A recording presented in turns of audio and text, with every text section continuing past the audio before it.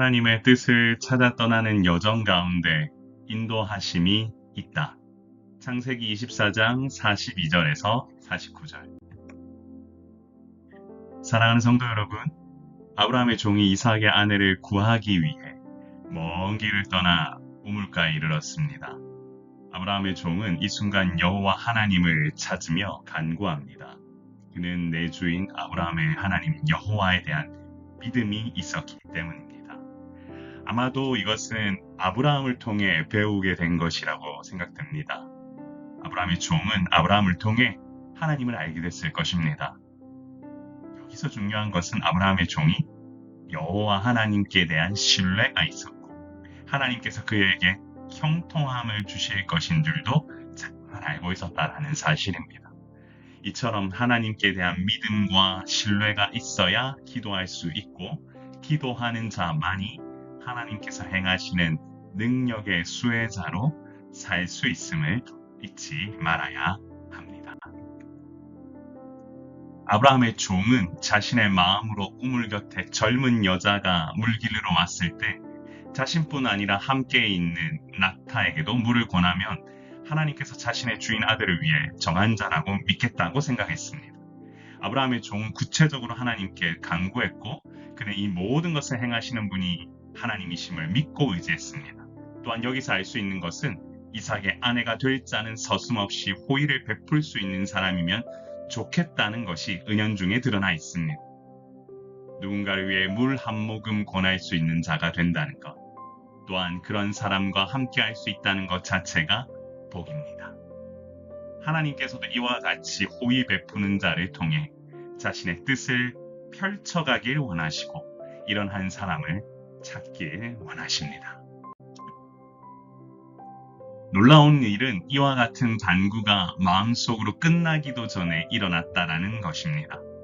리브가가 물동이를 어깨에 메고 나타나 우물로 내려왔고 종은 즉시 물을 청했는데 리브가는 종뿐 아니라 낙타들에게까지 물을 먹이겠다고 했습니다. 이것은 종이 하나님께 바랐던 구체적인 기도의 내용과 일치합니다. 이처럼 우리가 기도하기가 끝나기도 전에 응답되는 상황, 이것은 하나님께서 이 일을 행하시는 데 있어서 급하게 진행하고 계신다라는 사실입니다. 아브라함과의 언약을 지키시려고 아브라함의 종을 사용해 이와 같이 일하시고 계신다라는 것이지요. 결국 하나님께서 하실 것입니다. 이를 위해 우리에게 필요한 것은 믿음으로 구체적으로 간구하고 하나님께 나아가는 것입니다. 의심하지 말고 한 발자국씩 하나님의 뜻을 향해 걷다 보면 하나님께서 보이시는 놀라운 일들을 경험하게 될 것입니다. 아브라함의 종은 리브가에게 그녀의 가족에 대해 물었고 그녀는 나홀의 손녀이자 부두엘의 딸이라고 했습니다.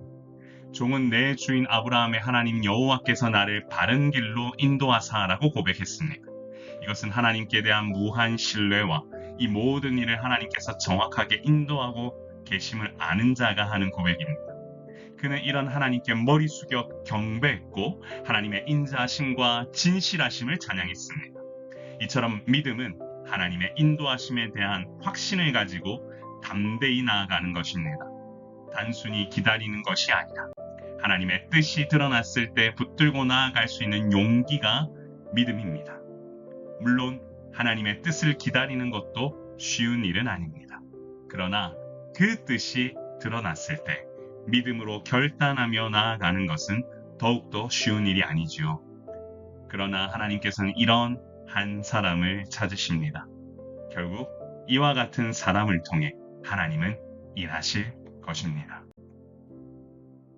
사랑하는 성도 여러분, 하나님의 뜻을 찾아 떠나는 여정 가운데 인도하심이 있습니다. 아브라함의 종은 자기 주인이 자기에게 준 사명을 이행하기 위해 길을 떠났습니다. 아브라함의 아들 이삭의 배필을 찾는 여정은 결코 쉬운 일이 아니었습니다.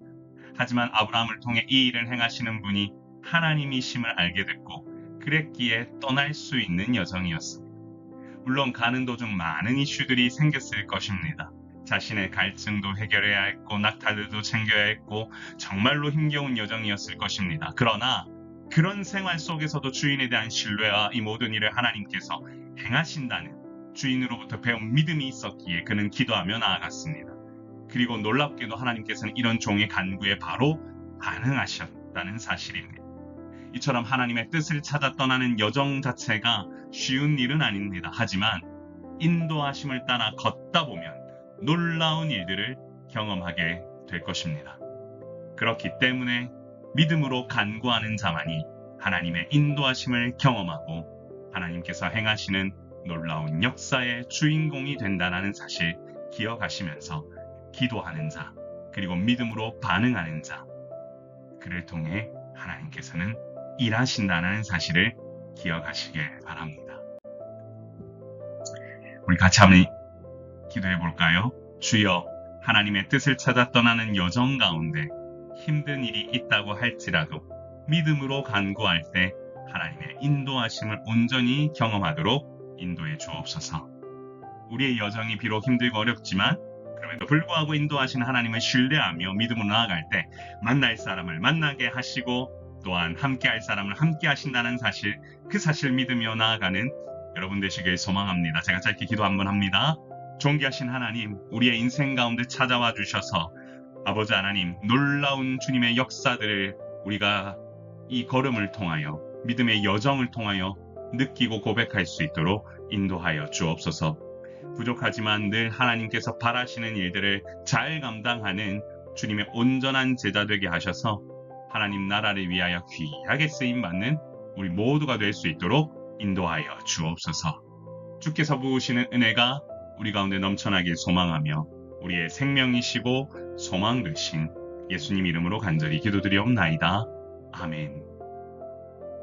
사랑하는 성도 여러분, 여러분 삶 가운데 온전한 주님의 역사가 일어나길 소망하며 이번 주말도 잘 보내시고 내일 오후 3시 50분에 사랑의 샘물교회 양재역에서 일단 모입니다. 여름 지나고 나면 아마 광교, 경기도 수원시 영통구에 있는 광교로 아마 옮기게 될 텐데요. 함께 예배하고 기도하는 여러분들 초대하고 환영합니다. 언제든지 오십시오. 하나님 나라를 같이 세워가길 소망합니다. 샬롬.